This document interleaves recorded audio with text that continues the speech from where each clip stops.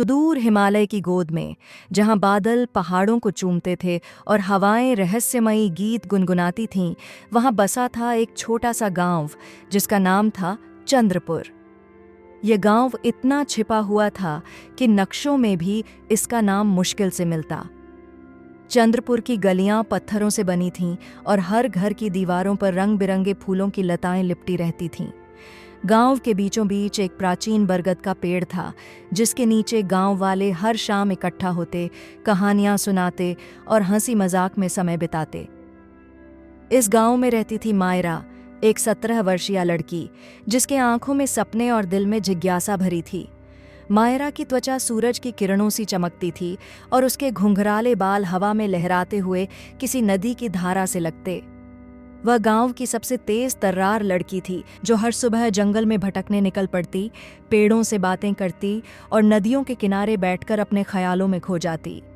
मायरा को किताबों से प्यार था और उसका सबसे बड़ा सपना था कि वह एक दिन दुनिया को कुछ ऐसा दे जो लोग हमेशा याद रखें। मायरा के पिता रघु गांव के एकमात्र किताबों की दुकान के मालिक थे। उनकी दुकान में पुरानी किताबों की खुशबू और धूल भरे पन्नों की कहानियां बसी थीं। रघु हमेशा मायरा को कहते, बेटी, दुनिया किताबों में बसी है, लेकिन असली कहानियां बाहर की दुनिया में लिखी जाती हैं।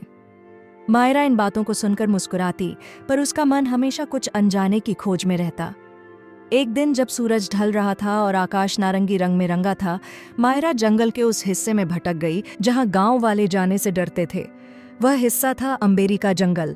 गांव में दबी जुबान में कहा जाता था कि अंबेरी में एक प्राचीन रहस्य छिपा है, एक ऐसा रहस्य जो सदियों से अनसुलझा रहा। कुछ का मानना था कि वहां एक जादुई मंदिर है जो हर 100 साल में एक रात के लिए प्रकट होता है। दूसरों का कहना था कि वहां भूतों का बसेरा है। मायरा को ये कहानियां हमेशा रोमांचित करती थीं और उस दिन उसने ठान लिया कि वह अंबेरी के रहस्य को खोलेगी। अगली सुबह मायरा ने अपने पिता से कहा, पिताजी, मैं अंबेरी जाना चाहती हूँ। मुझे लगता है वहाँ कुछ है जो हमें जानना चाहिए। रघु का चेहरा गंभीर हो गया। उन्होंने मायरा को चेतावनी दी, बेटी, अंबेरी कोई साधारण जंगल नहीं है। मेरे दादाजी कहते थे कि वहाँ की हवाएं इंसान को भटका देती हैं। जो गया वह लौटा नहीं। मायरा ने हंसते हुए कहा, पिताजी, आप भी इन पुरानी कहानियों पर यकीन करते हैं? मैं तो बस देखना चाहती हूं कि वहां है क्या। रघु ने उसकी जिद के आगे हार मान ली, लेकिन एक शर्त रखी, तुम अकेले नहीं जाओगी, अपने दोस्तों को साथ ले जाओ। मायरा ने अपने 2 सबसे करीबी दोस्तों को चुना, काव्या और रुद्र। काव्या एक नन्ही सी लड़की थी जिसकी हंसी संक्रामक थी और वह हमेशा अपने साथ एक छोटा सा डायरी रखती थी जिसमें वह जंगल के फूलों और पक्षियों के बारे में लिखती थी। रुद्र दूसरी ओर गांव का सबसे नन्हा मैकेनिक था। वह हर चीज को ठीक कर सकता था, चाहे वह टूटी साइकिल हो या पुराना रेडियो। रुद्र का दिमाग हमेशा नए नए आविष्कारों में उलझा रहता था। तीनों ने मिलकर एक छोटा सा बैग तैयार किया जिसमें रस्सी, टॉर्च, पानी की बोतल और कुछ बिस्कुट थे। मायरा ने अपनी जेब में एक छोटा सा ताबीज डाला जो उसकी माँ ने उसे बचपन में दिया था। वह ताबीज एक चांदी का सिक्का था जिस पर एक अजीब सा निशान बना था, एक त्रिकोण जिसके बीच में एक आंख जैसी आकृति थी। मायरा को नहीं पता था कि इसका मतलब क्या है, लेकिन वह इसे हमेशा अपने पास रखती थी। जब वे अंबेरी के जंगल में दाखिल हुए तो हवा अचानक ठंडी हो गई। पेड़ों की छांव में सूरज की किरणें मुश्किल से पहुंच पाती थीं और हर कदम पर पत्तियों की सरसराहट एक अनजानी साजिश की तरह लगती थी। काव्या ने डरते हुए कहा, मायरा, क्या हमें सचमुच यहाँ आना चाहिए था? ये जगह थोड़ी अजीब है। रुद्र ने हंसते हुए जवाब दिया, अरे, डरने की क्या बात है? ये तो बस पेड़ और पत्तियां हैं, और अगर कोई भूत मिला तो मैं उसे अपनी रिंच से ठीक कर दूंगा। मायरा ने दोनों को चुप कराया और कहा, शांत रहो, हमें बस उस मंदिर को ढूंढना है जिसके बारे में गांव वाले बात करते हैं। कई घंटों तक भटकने के बाद उन्हें एक प्राचीन खंडहर मिला। यह कोई मंदिर नहीं था, बल्कि एक पुराना पत्थर का ढांचा था जिसके चारों ओर लताएं लिपटी थीं। ढांचे के बीच में एक बड़ा सा पत्थर था जिस पर वही निशान बना था जो मायरा के ताबीज पर था। मायरा का दिल तेजी से धड़कने लगा। उसने ताबीज निकाला और पत्थर के पास रख दिया। अचानक पत्थर हिलने लगा और जमीन के नीचे से एक गहरा गर्जन सुनाई दिया। जमीन फटने लगी और पत्थर के नीचे से एक सीढ़ी प्रकट हुई जो अंधेरे में नीचे की ओर जा रही थी।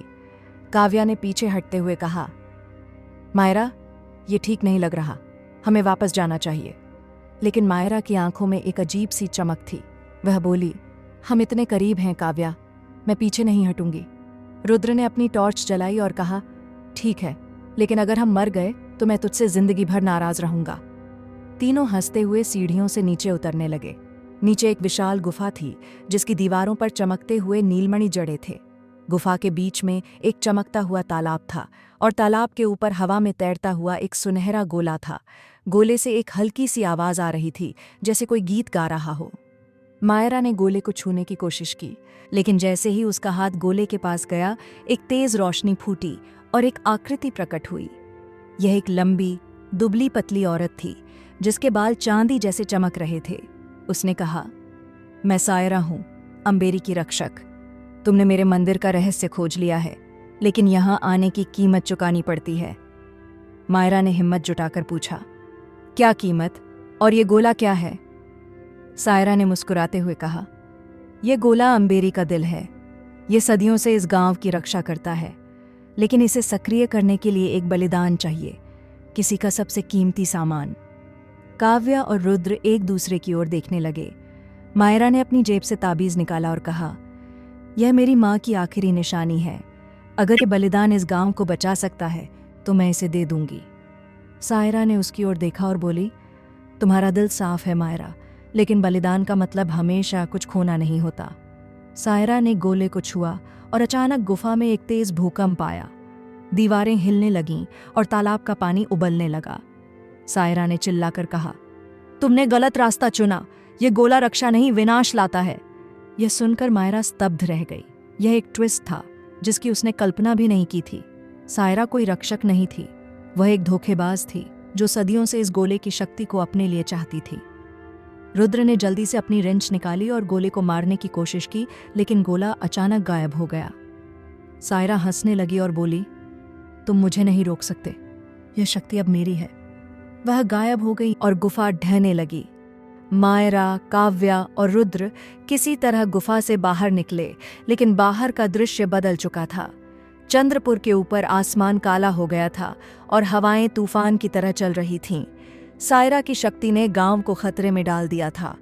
मायरा ने अपने ताबीज को कसकर पकड़ा और सोचा, अगर ये ताबीज इतना खास है तो शायद इसमें कोई शक्ति भी है। उसने ताबीज को आसमान की ओर उठाया और जोर से चिल्लाई, अंबेरी की सच्ची आत्मा, अगर तुम कहीं हो तो हमें बचा लो। तभी ताबीज से एक सुनहरी रोशनी निकली और एक नई आकृति प्रकट हुई। यह एक बूढ़ी औरत थी जिसके चेहरे पर शांति थी। उसने कहा, मैं अंबेरी की असली रक्षक हूँ। सायरा ने मुझे सालों पहले कैद कर लिया था। तुम्हारा ताबीज मेरी आत्मा का हिस्सा है। बूढ़ी औरत ने मायरा को बताया कि गोले की शक्ति को रोकने का एकमात्र तरीका है कि उसे सच्चे दिल से नष्ट किया जाए। मायरा ने अपने दोस्तों की ओर देखा और कहा, हम मिलकर ये करेंगे। तीनों ने मिलकर तालाब के पास एक आखिरी बार गोले को ढूंढा जो अब सायरा के कब्जे में था। एक रोमांचक टकराव में मायरा ने अपनी सारी हिम्मत जुटाई और ताबीज को गोले में डाल दिया। एक तेज विस्फोट हुआ और सायरा की चीखें हवा में गूंज गईं। गोला नष्ट हो गया और सायरा हमेशा के लिए गायब हो गई। जब धूल छटी तो चंद्रपुर फिर से शांत हो गया। आसमान साफ था और गांव वालों ने मायरा, काव्या और रुद्र को हीरो की तरह स्वागत किया। मायरा का ताबीज अब साधारण लग रहा था, लेकिन वह जानती थी कि उसने गांव को बचा लिया था। रघु ने अपनी बेटी को गले लगाया और कहा, मैंने कहा था ना बेटी, असली कहानियां बाहर की दुनिया में लिखी जाती हैं। कुछ महीनों बाद चंद्रपुर एक बार फिर हंसी खुशी से गूंज रहा था। मायरा ने अपनी कहानी को एक किताब में लिखा जो गांव की हर किताबों की दुकान में बिकने लगी। काव्या ने अपने डायरी में अंबेरी के फूलों की प्रजातियां दर्ज कीं और रुद्र ने एक नया आविष्कार किया, एक टॉर्च जो अंधेरे में भी रास्ता दिखा सकती थी। मायरा अब भी जंगल में भटकती थी, लेकिन अब वह अकेले नहीं जाती थी। उसके साथ हमेशा काव्या और रुद्र होते थे और उनके दिल में एक नया विश्वास था कि सच्चाई और हिम्मत से कोई भी रहस्य सुलझाया जा सकता है। और अंबेरी का जंगल, वह अब भी रहस्यमयी था, लेकिन अब उसकी कहानियां डर की नहीं बल्कि हिम्मत और दोस्ती की थीं।